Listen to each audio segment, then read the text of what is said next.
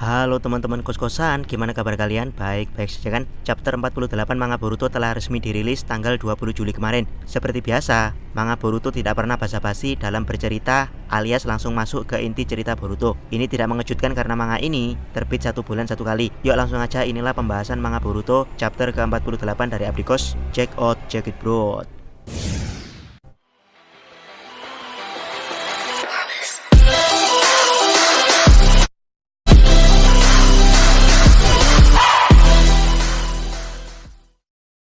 Chapter dibuka dengan gambaran Boruto dengan segel karma di tangannya. Tidak seperti gambar-gambar Boruto yang lain, kali ini Boruto terlihat santai meski karma di tangannya aktif. Yap, apakah ini pertanda kalau dalam waktu dekat Boruto akan ditunjukkan mampu menguasai segel karmanya? Chapter ini diberi judul Batas Waktu, yang mengacu pada batas waktu perubahan Isshiki Otsutsuki yang tinggal beberapa hari lagi. Berikutnya panel melanjutkan chapter kemarin di mana Isshiki Otsutsuki membongkar identitas Kashin Koji yang ternyata adalah kloningan dari Jiraiya. Kashin Koji pun tampak kelabakan setelah wujud asli Isshiki Otsutsuki bangkit. Dia menyerang Isshiki tanpa strategi, yakni dengan Jutsu Katon.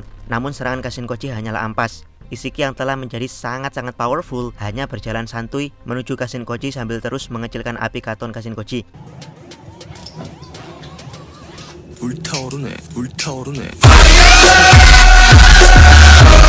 Kashin Koji benar-benar panik di sini. Dia pun menggunakan jutsu Ranji Shigami untuk melilit tubuh Isshiki lalu membantingnya ke tanah. Namun hal tersebut sama sekali tidak berguna. Isshiki mengatakan, "Tidak peduli seberapa keras kau mencoba, kau tidak akan pernah bisa mengalahkanku." Kashin Koji tidak menyerah. Dia lalu menggunakan jutsu Hari Jigoku untuk menyerang Isshiki dengan rambut runcingnya. Namun gagal karena Isshiki mengecil menggunakan jutsu Sukuna Hikona. Isshiki kemudian muncul terbang di atas Kashin Koji. Dia mengatakan tubuhnya saat ini diselimuti oleh kekuatan yang sangat-sangat besar. Namun kekuatan super besar ini akan menghancurkan tubuhnya sendiri dalam waktu 2-3 hari ke depan. Dia juga menjelaskan kalau dia jengkel telah kehilangan karma yang telah dia tanam pada Kawaki karena Amado. Dari sini kecurigaan Abdikos kalau Amado punya rencana lain di Konoha tampaknya semakin kecil. Ingat, kecurigaan Abdikos di sini hanya mengecil ya, tidak hilang.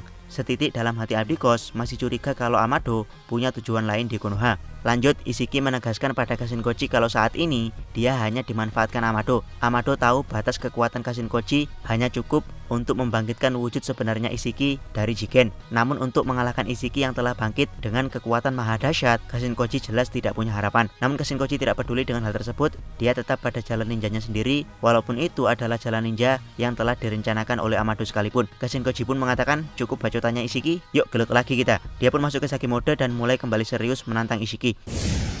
Panel berpindah ke Konoha, di mana Amado telah mendapatkan surat resmi perlindungan dari Konoha. Dia bahkan dipersilakan Tono Katasuke untuk menggunakan fasilitas penelitian di Konoha yang tentu saja Amado harus di bawah pengawasan Tono Katasuke. Katasuke juga memberikan syarat Amado harus menyerahkan teknologi yang dia miliki tanpa terkecuali. Jawaban Amado, bagus sekali. Yap, jawaban Amado di sini mengisyaratkan seakan-akan kalau inilah tujuan dia yang sebenarnya di Konoha, yaitu bisa masuk ke laboratorium penelitian Konoha. Sementara itu Shikamaru jengkel pada Amado. "Kalau kau sudah puas bisa dapat perlindungan dari Konoha, sekarang cepat lepaskan bom yang ada di leher anakku bangsat." Namun jawaban Amado sungguh di luar dugaan. Ternyata bom di leher Shikadai adalah bom palsu alias hanya aksesoris belaka. Amado ternyata memang ahli dalam mempermainkan psikologi seseorang. Dengan meledakkan kalung bom asli yang sejenis, para ninja Konoha hanya akan melihat efek dari ledakan bom tersebut. Mereka tidak akan pernah berpikir bom tersebut asli atau palsu, tapi lebih berpikir ke bagaimana kalau sampai bom tersebut meledak di leher Shikadai. "Bangsat kau Amado," kata Shikamaru. "Bangsat kau." Amado kemudian menenangkan para shinobi Konoha kalau saat ini ada masalah yang lebih penting. Amado menjelaskan kalau Kashin Koji tidak didesain untuk mengalahkan Isshiki. Naruto menjawab, bukannya mereka sekarang masih bertarung. Mungkin masih ada kesempatan kalau saat ini Naruto dan kawan-kawan mendatangi tempat Kashin Koji bertarung. Namun Amado menegaskan itu bukanlah hal yang penting, dan Amado sangat tidak menyarankan hal ini. Yap, saat ini tujuan Isshiki hanya satu, yaitu mendatangi Konoha untuk merebut kembali Kawaki. Amado menjelaskan dengan hilangnya segel karma di tubuh Kawaki karena kebangkitan Isshiki, maka Isshiki akan segera mendatangi Konoha untuk kembali menginstal segel karma baru pada Kawaki. Tono Katasuke bahkan mengatakan kalau sampai makhluk seperti Isshiki mengamuk di Konoha, Konoha bisa hancur. Amado menjawab, selama ada Kawaki di Konoha, maka Konoha tidak akan bisa menghindar dari penyerangan Isshiki. Untuk itulah, rekomendasi paling darurat dari Amado saat ini adalah mengevakuasi semua warga sipil Konoha. yang tampaknya tugas ini akan diserahkan pada Sai. Rekomendasi darurat kedua dari Amado adalah menyembunyikan Kawaki di tempat paling tersembunyi. Dan jika nanti lokasi Kawaki sampai terekspos, maka Naruto dan Sasuke harus bersiap mempertahankan Kawaki entah bagaimanapun caranya. Jadi Naruto dan Sasuke tidak boleh jauh-jauh dari Kawaki. Rekomendasi Amado untuk menyembunyikan Kawaki ini mengingatkan Abdikos pada penyerangan Pain, di mana Naruto juga disembunyikan di Gunung Myoboku dengan dalih latihan, sementara Pain hanya menyerang Konoha kosong tanpa adanya Naruto yang dia cari. Yap, dengan begini apakah Kawaki juga akan disembunyikan di Gunung Myoboku? Abdikos kurang tahu, tapi kalau benar maka itu adalah ide brilian dari sang mangaka, juga dari Naruto sendiri, karena memang tidak banyak orang yang tahu di mana lokasi Gunung Myoboku. Kembali ke Amado menyatakan semuanya akan sia-sia kalau sampai Ishiki kembali berhasil menanamkan segel karma pada Kawaki. Jadi sebut saja misi ini sebagai misi melindungi Kawaki. Panel kemudian berubah ke pertarungan Kashinkoji dan Ishiki. Sama seperti Jiraiya dalam Sage Mode, Kashinkoji juga bisa menggunakan Katon Dai Endan, namun jutsu tersebut dengan mudah bisa diterobos oleh Ishiki. Kashinkoji kemudian menangkis Ishiki dengan tangan kirinya, lalu meninju Ishiki dengan jutsu aslinya, yaitu Flame Attack. Dengan serangan ini, Kashinkoji mampu melancarkan tinju api bertubi-tubi pada Ishiki. Namun sayang, tinju epik Kashinkoji ini berhasil dipatahkan Ishiki, yang berakhir Kashinkoji balik ditinju Ishiki. Kashinkoji pun belum menyerah. Kali ini dia mengerahkan seluruh kemampuannya pada teknik Sage Mode The Five Fire Gods Fan of Flames. Dari namanya saja sudah ngeri banget, di mana ada embel-embel kata dewa. Teknik ini memungkinkan Kashinkoji menciptakan tembok api raksasa untuk memenjarakan Ishiki dalam kurungan api. Ishiki sempat meremehkan Kashinkoji, lagi-lagi serangan api, dasar nggak kreatif kau Kashinkoji. Ternyata tujuan Kashinkoji bukan sekedar memenjarakan Ishiki atau melatih kreativitasnya, melainkan Kashinkoji ingin mengalihkan pandangan Ishiki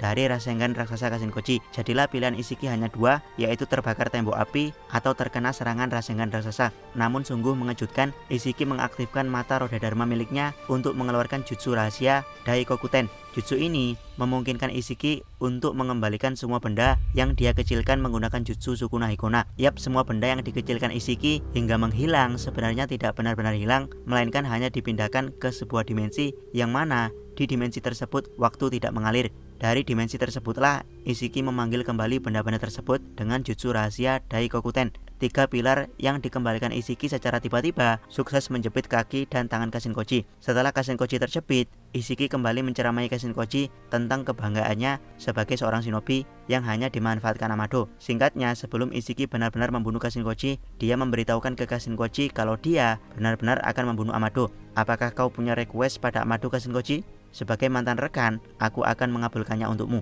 Kashinkoji berusaha mengatakan sesuatu, namun sulit didengarkan oleh Ishiki, yang ternyata kata-kata tersebut adalah Kuchiyose no Jutsu.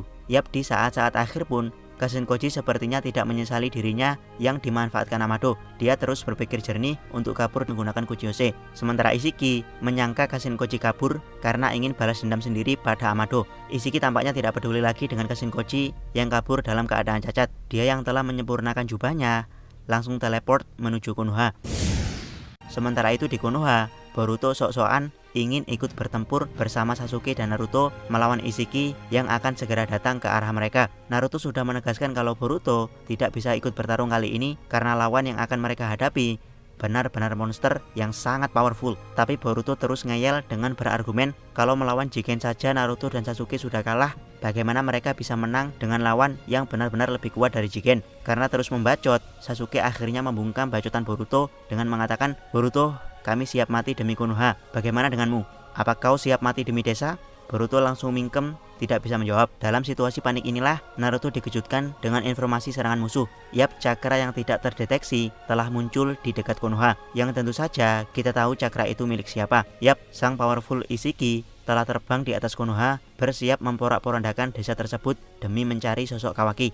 Panel ini mengingatkan Abdikos pada panel Pain sebelum melancarkan jutsu Shinra Tensei-nya. Yang menarik adalah Pain menyerang Konoha setelah berhasil mengalahkan Jiraiya, sementara Ishiki menyerang Konoha setelah berhasil mengalahkan klon Jiraiya, yaitu Kashinkoji. Apakah ini pertanda kalau Konoha akan bernasib sama seperti saat kedatangan Pain? Naruto yang panik hanya bisa mengatakan, "Anjir, dia sudah di sini, Cok." Yap, manga berakhir dengan gambar kepanikan Naruto, Sasuke, dan Boruto. Abdikos tidak sabar dengan kelanjutan manga Boruto berikutnya, yang tentu saja mungkin akan lebih epic. Demikian pembahasan dari Abdikos. Jangan lupa subscribe channel Abdikos, dan jangan lupa share video ini. Abdikos salam Mi.